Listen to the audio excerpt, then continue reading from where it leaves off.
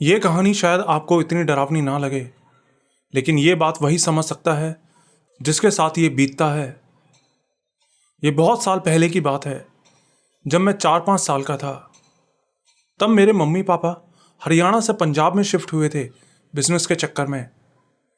वहाँ शिफ्ट होने के बाद सब कुछ अच्छा चल रहा था, लेकिन फिर कुछ टाइम बाद हम एक दूसरे घर में रहने के लिए चले गए, रेंट पे। वो घर बहुत अजीब सा था। वहाँ एक पेड़ भी लगा था जो मैंने कभी हरा नहीं देखा। वहाँ जाने के बाद शुरू में तो सब कुछ ठीक था, लेकिन फिर कुछ टाइम बाद मेरी मम्मी को कभी कभी घर में से सड़े हुए मांस की बदबू आने लगी।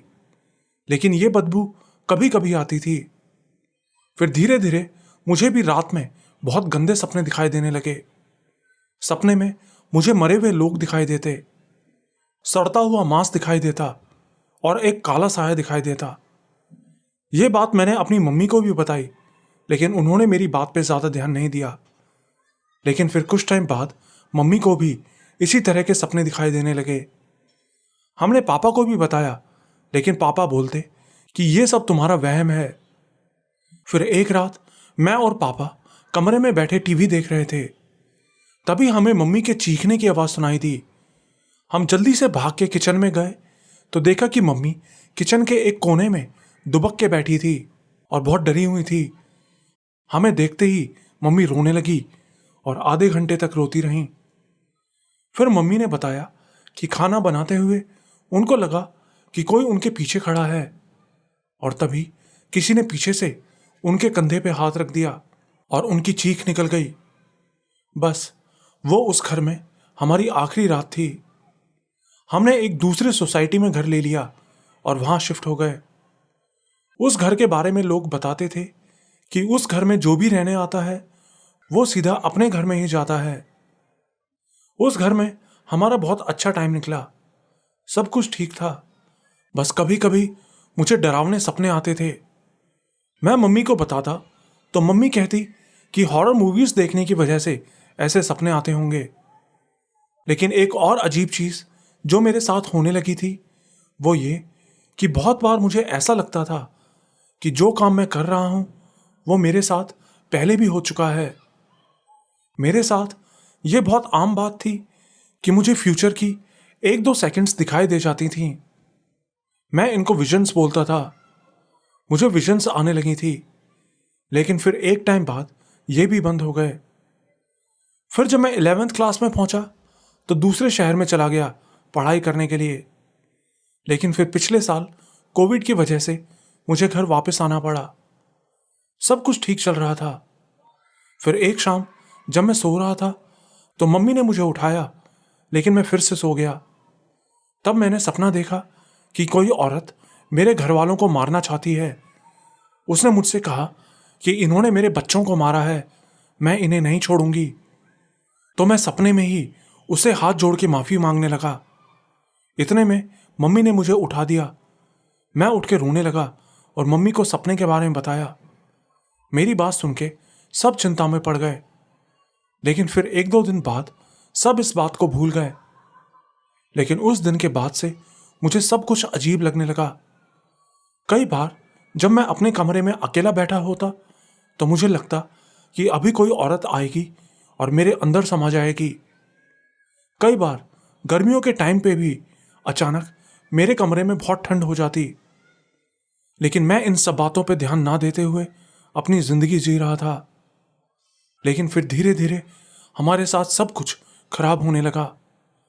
हमारे ऊपर कर्जा चढ़ गया और सबकी सेहत भी खराब रहने लगी। फिर एक दिन पापा ने अपने बड़े भाई को फोन किया, जो कि जन्म पत्री वगैरह देखने का काम करते हैं। तो पापा के फोन करते ही उनके बड़े भाई बोले कि आ गई तुझे मेरी याद। पापा बोले कि ऐसे क्यों बोल रहे हो। तो उन्होंने बताया कि एक दिन जब वो ध्यान कर रहे थे तो अचानक उनको हमारे घर में हो रही ये सब चीजें दिखाई दे गईं। ये देख के वो बहुत घबरा गए।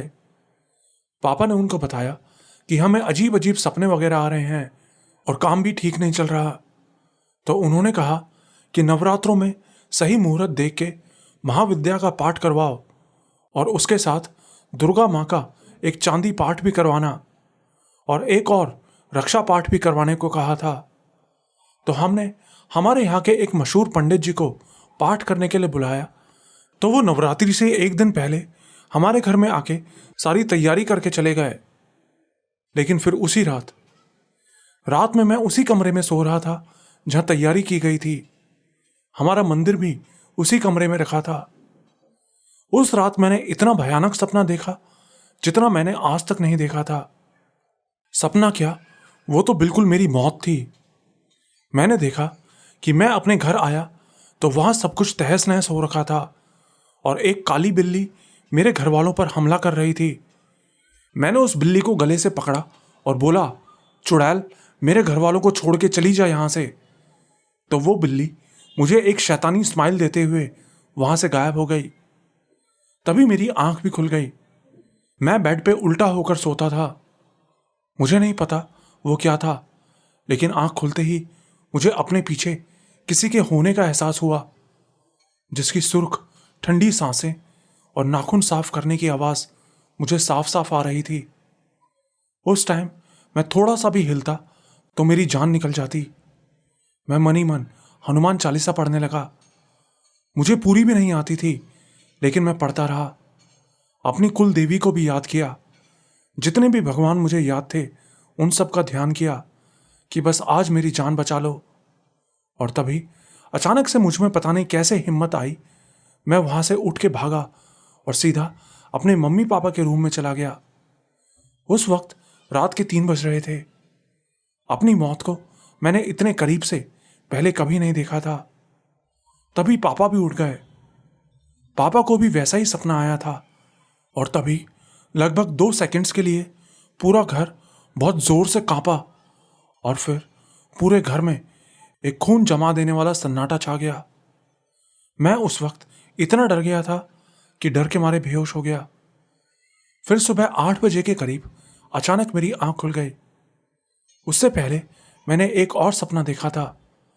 मैंने देखा कि ये एक सफ़ेद दाढ़ी वाले बाबा मेरे पास आए और बोले कि अगर बचना चाहता है तो बजरंग बाण के पाठ को अपनी जिंदगी का हिस्सा बना ले। मम्मी का रो रो के बुरा हाल था। पापा भी बहुत चिंता में लग रहे थे। इसके बाद हमने जैसे तैसे सारे पाठ पूरे करवाए और फिर आखिरी नवरात्रे हवन करते हुए मांस जलने की बहुत ज़्यादा स्मेल आ रही थी। हम समझ गए कि जो भी चीज़ इस घर में थी वो अब जल रही है। साथ ही उस पाठ में एक क्रिया थी जिसमें लाल मिर्च को जलाना होता है और ऐसा करते हुए अगर लाल मिर्च की धसक उठे तो इसका मतलब होता है कि घर में सब कुछ ठीक है। लेकिन उस दिन 4 कटोरी लाल मिर्च जलने के बाद भी किसी को एक छींक तक नहीं आई। हम सबने डरते डरते किसी तरह हवन पूरा किया और उसके बाद पापा ने अपने बड़े भाई को फ़ोन किया और उनको उस रात के बारे में बताया। तो उनके भाई ने कहा कि उस रात वो शक्ति मुझे लेने के लिए आई थी, लेकिन मैं पूजा वाले कमरे में सोया हुआ था और मेरे नाम जपने की वजह से वो मुझे मार नहीं सकी और हवन पूरा होने के साथ ही वो शक्ति भी जल गई। मेरे घर वालों ने मुझे ये बात नहीं बताई थी, लेकिन फिर 2 हफ्ते बाद मुझे सपने में वो दिखाई दिया। उसने मुझसे कहा कि मैं तुझे लेने आया था, लेकिन तू मुझे मिला नहीं। मैंने अपने घर वालों से पूछा तो वो बोले कि अब सब कुछ ठीक है, अब कुछ बुरा नहीं होगा। और तब से लेकर अब तक मैं हर रोज़ हनुमान चालीसा और बजरंग बाण का पाठ करता हूँ। मैंने हनुमान जी का एक लॉकेट भी पहना हुआ है। उसके बाद मेरे साथ ऐसा कभी कुछ नहीं हुआ, लेकिन आज भी कई बार जब मैं अकेला होता हूँ तो मुझे बहुत डर लगता है, लेकिन फिर अचानक से हिम्मत भी आ जाती है। मैं कभी भगवान और भूत प्रेत में विश्वास नहीं करता था, लेकिन उस रात के बाद मुझे इन सब चीज़ों पे विश्वास हो गया।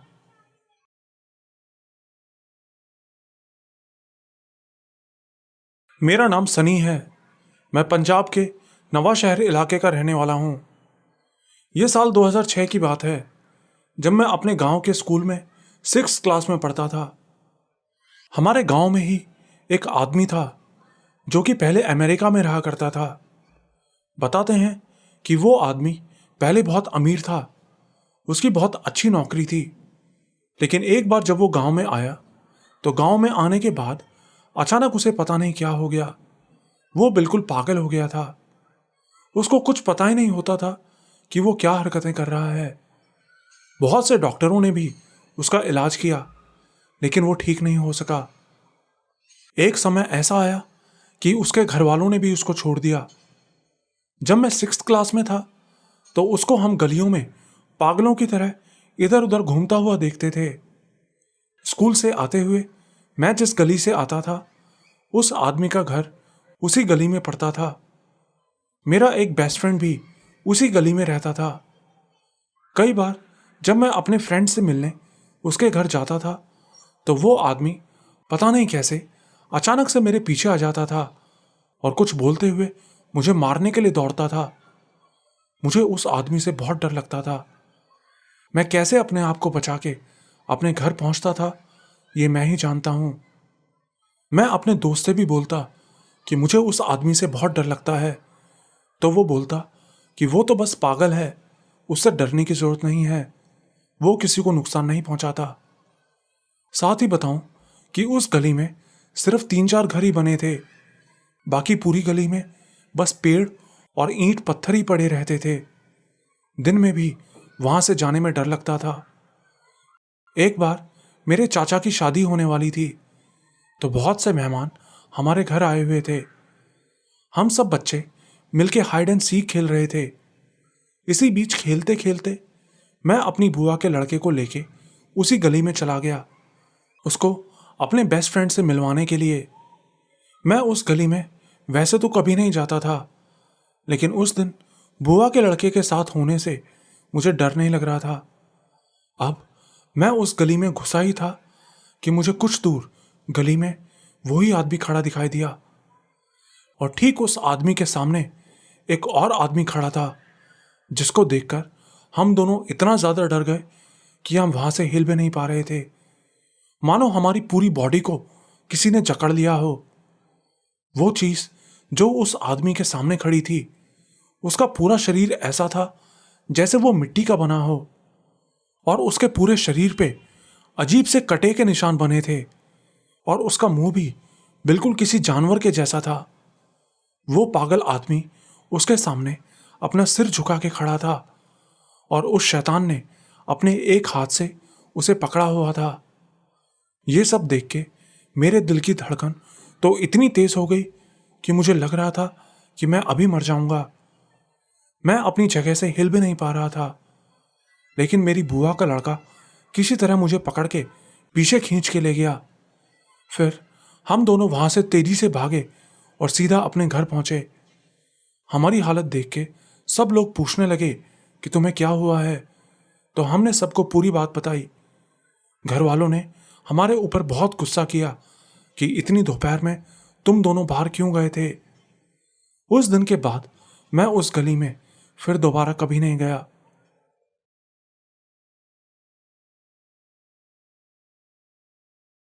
मेरा नाम अवी रावत है। मैं अभी 14 साल का हूँ। ये बात साल 2018 की है, जब मैं गर्मियों की छुट्टियों में अपने गांव बड़ोपल गया हुआ था। मेरे दादा दादी गांव में ही रहते थे। मैं हर साल गर्मियों की छुट्टियों में गांव जाया करता था, क्योंकि मुझे दादा दादी के साथ रहना बहुत पसंद था। मुझे गांव में खेतों में टहलना बहुत अच्छा लगता था। शहरों में तो खेत होते नहीं हैं, इसलिए मैं गांव में ही खेतों में घूमता रहता था। तो ऐसे ही एक दिन गांव में घूमते घूमते मैं अपने घर से थोड़ा दूर आ गया था। तभी मैंने देखा कि सामने एक खेत में एक बड़ा सा पीपल का पेड़ लगा था, जिसके चारों तरफ से फेंसिंग की हुई थी और उस फेंसिंग में माता की चुन्नी लगाई हुई थी, जिससे कि कोई भी उस पीपल के पेड़ के पास ना जा सके। वो देख के मुझे बहुत हैरानी हुई कि इस पीपल के पेड़ में ऐसा क्या है जो इसके चारों तरफ फेंसिंग की हुई है। उस चुन्नी में कुछ लिखा भी हुआ था, लेकिन समझ नहीं आ रहा था क्या लिखा है। मैंने सोचा कि क्यों ना अंदर जाकर देखा जाए, लेकिन तब तक मेरी बहन भी वहां आ गई। मेरी बहन दादा दादी के साथ गांव में ही रहती थी। उसने मुझे उस पेड़ के पास जाने को मना किया, लेकिन मैंने उसकी बात को टालते हुए उस लाल कलर की चुन्नी पर हाथ लगाया और तार के बीच से अंदर चला गया और उस पेड़ की टहनियों पर झूलने लगा और जोर जोर से चिल्लाने लगा। लेकिन कुछ ही देर बाद मेरे सिर में बहुत तेज दर्द होने लगा। ऐसा लग रहा था जैसे कि मैं पूरा दिन से फोन चला रहा हूं और उससे मेरी आंखों में और सर में दर्द होने लगा है। मैंने अपनी बहन को बताया कि मुझे बहुत तेज सिर दर्द हो रहा है, तो वो बोली कि ये उस पेड़ की वजह से ही हुआ है। मैं थोड़ा सा घबरा तो गया, लेकिन मैंने उसकी बात टाल दी और फिर हम दोनों घर की ओर जाने लगे। लेकिन जब हम घर पहुंचने ही वाले थे तो मैं रास्ते में ही बेहोश हो गया। वहां से हमारा घर पास में ही था, तो मेरी बहन जल्दी से भाग के घर गई और दादा को बुलाकर लाई। दादा ने मेरे मुंह पर पानी छिड़क के मुझे उठाया, लेकिन मुझे कुछ याद ही नहीं था कि मुझे क्या हुआ है। मैं बस उठ के सीधा घर के अंदर चला गया। मेरे दादा ने देखा कि मेरी आंखों के नीचे काले निशान से पड़ गए थे, जैसे कि मैं कई दिनों से सोया नहीं हूं। दादा ने सोचा कि शायद मैं खेत में जाने से थक गया हूं, तो दादा ने मुझे एक गिलास दूध दिया और उसको पी के मैं सो गया। तब तक मैं बिल्कुल नॉर्मल था, लेकिन रात होते ही मुझे 103 डिग्री बुखार आ गया। घर में सब लोग घबरा गए। मेरी दादी मेरे बगल में ही बैठी मेरे सिर पे ठंडी पट्टी रख रही थी। मेरा सिर बहुत चकरा रहा था। मुझे ऐसा लग रहा था जैसे किसी ने मुझे बहुत बुरी तरह से पीटा हो। मेरी दादी इन सब चीजों पर विश्वास करती थी। उनको समझ आ गया था कि जरूर मेरे ऊपर कोई ऊपरी चीज आ गई है। साथ ही आपको बता दूं कि ये सब चीजें यहाँ खेतों में होना बहुत आम बात है। अक्सर यहाँ किसी ना किसी के साथ ऐसा होता रहता है। मेरी दादी मुझसे बोली कि कहीं तू खेत में तो नहीं गया था।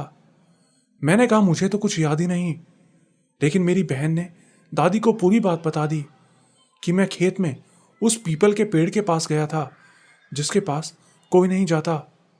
दादी समझ गई कि मुझे क्या हुआ है और अगली सुबह दादी मुझे पड़ोस की एक आंटी के पास लेकर गईं, जिनके ऊपर देवी आती थी। लेकिन उनके घर जाने से पहले ही मैं बेहोश हो गया। उनके घर जाके मुझे होश आया तो मैंने देखा कि उन्होंने हाथ में थोड़े से चावल पकड़े हुए थे। फिर उन्होंने कुछ मंत्र पढ़े और वो चावल मेरे सिर पर मारे। तो ऐसा करते ही मुझे ऐसा लगा जैसे मेरे अंदर से कोई चीज बाहर निकलने की कोशिश कर रही है। फिर उन्होंने बगल में रखी एक झाड़ू जैसी कोई चीज निकाली और उसको मेरे सर पर 2-3 बार मारा। तो ऐसा करते ही मुझे ऐसा लगा जैसे मैं आजाद हो गया हूं। मैं बिल्कुल फ्री महसूस कर रहा था। उसके बाद उन आंटी ने मेरी दीदी को एक काला धागा दिया और बोला कि ये धागा इसे 1 साल तक पहनाए रखना। अगर 1 साल तक इसने ये पहन के रखा तो वो चीज इसको छोड़कर चली जाएगी, लेकिन अगर इसने वो धागा 1 साल के अंदर तोड़ दिया तो इसकी जान भी जा सकती है। मेरी दादी बोली ठीक है, मैं इसका ध्यान रखूंगी। उसके बाद से वो धागा अभी तक मैंने अपने गले में बांधा हुआ है। आज भी जब मैं गांव में घूमने जाता हूं तो उस पीपल के पेड़ से हमेशा दूर ही रहता हूं।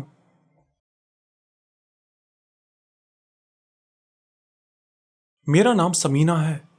मैं असम के नगांव में रहती हूं। मैं जो कहानी आपको बताने जा रही हूं, ये कहानी मुझे मेरी मौसी ने सुनाई थी। उनका कहना है कि यह कहानी सालों पुरानी और बिल्कुल सच्ची है। कितनी पुरानी ये तो खुद उनको भी नहीं पता। तो कहानी कुछ ऐसी है कि मौसी के गांव में एक मस्जिद थी जिसके अंदर एक मदरसा भी बना था। मदरसा यानी कि इस्लामिक स्कूल, जहां इस्लामिक शिक्षा दी जाती है और कुरान पढ़ना सिखाते हैं। तो गांव के सारे बच्चे हर सुबह उस मदरसे में पढ़ने जाया करते थे। उन्हीं बच्चों में एक छोटी लड़की भी थी जो हर रोज उस मदरसे में पढ़ने जाती थी। उसकी उम्र तब करीब 9 या 10 साल की रही होगी। फिर कुछ साल बाद जब वो लड़की बड़ी हुई तो उसके घर वालों ने एक लड़के के साथ उसकी शादी तय कर दी। वो लड़की भी शादी से खुश थी और फिर जल्दी ही निकाह की तारीख भी पक्की हो गई और आखिर में उनकी शादी वाला दिन भी आ गया। लेकिन निकाह वाले दिन जब उनका निकाह चल रहा था तो वो लड़की अचानक से बेहोश होके जमीन पर गिर पड़ी। वो लोग पुराने ख्यालातों वाले थे, इसलिए लड़के वालों ने सोचा कि लड़की को शायद कोई बीमारी है और ये बात इन्होंने हमसे छुपाई है। वो शादी तोड़ के वहां से जाने ही वाले थे, पर लड़की वालों ने समझा बुझाकर किसी तरह उनको रोके रखा। उन दिनों आज की तरह ज्यादा डॉक्टर्स भी नहीं हुआ करते थे, होते भी थे तो बहुत दूर शहरों में। तो लड़की के घर वाले जल्दी से मस्जिद में जाकर एक अच्छे मौलवी को बुला लाए। उन्होंने उस लड़की को देखते ही बोला कि इसके ऊपर किसी जिन का साया है, और फिर बिना देर किए मौलवी साहब ने झाड़ फूंक शुरू कर दिया और उस जिन से पूछा कि बोल, तू कौन है, इस लड़की के पीछे क्यों पड़ा है। जिन ने कहा कि मैं इस लड़की से प्यार करता हूं और ये सिर्फ मेरी है। मौलवी साहब बोले, नहीं, ये तेरी नहीं है, इसकी शादी होने जा रही है, तू इसे छोड़ दे। तो जिन बोला, नहीं, ये जब छोटी थी और मदरसे में पढ़ने जाया करती थी तब मैं मस्जिद के पास ही एक पेड़ पे रहता था और इसको रोज आते जाते हुए देखता था। तब से ही मैं इससे प्यार करता हूं और आज तक इसके साथ ही रहता आया हूं। मैं इससे शादी करना चाहता हूं। मौलवी साहब बोले, ये तू क्या बोल रहा है, तू एक जिन है और ये लड़की इंसान है। एक जिन्नात और इंसान की शादी कभी नहीं हो सकती। मौलवी ने फिर से पूछा, एक बात बता, क्या तूने कभी इसको बोला था कि तू इससे प्यार करता है और शादी करना चाहता है। जिन बोला, नहीं, मैंने कभी इसको यह एहसास भी नहीं होने दिया कि मैं इससे प्यार करता हूं और इसके आसपास ही रहता हूं। अब मौलवी साहब को उस जिन को भगाने का एक रास्ता मिल गया था। उन्होंने फिर से उस जिन से कहा, अगर इस लड़की को यह पता ही नहीं कि तू उसको चाहता है तो वो कैसे तुझसे प्यार कर सकती है। इस हिसाब से तेरा उस पर कोई हक नहीं बनता। ये तेरी गलती है कि तूने उसे कभी नहीं बताया और अब वो किसी और की होने जा रही है। तू उसे छोड़ दे। ये बात सुन के उस जिन ने अपनी गलती मान ली। वो उस लड़की को छोड़ के जाना तो नहीं चाहता था, लेकिन आखिर में उसे वहां से जाना ही पड़ा, हमेशा के लिए। उसके बाद मौलवी साहब ने उस लड़की को एक ताबीज भी दिया ताकि वो जिन दोबारा उस पर हावी ना हो सके। इसके बाद सब कुछ ठीक हो गया और वो शादी भी अच्छे से पूरी हो गई।